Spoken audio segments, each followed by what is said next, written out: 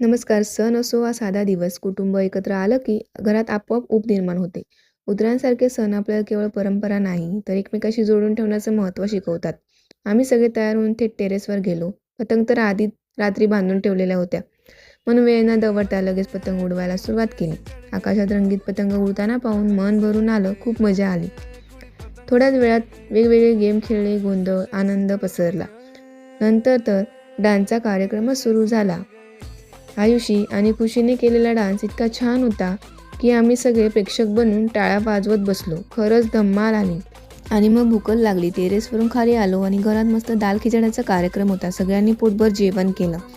जेवणानंतर प्रियांशसाठी खास बोरनान होतं. त्याला तर खूपच मजा आली. त्याचा हसरा चेहरा पाहून आमचाही दिवस अजून सुंदर झाला.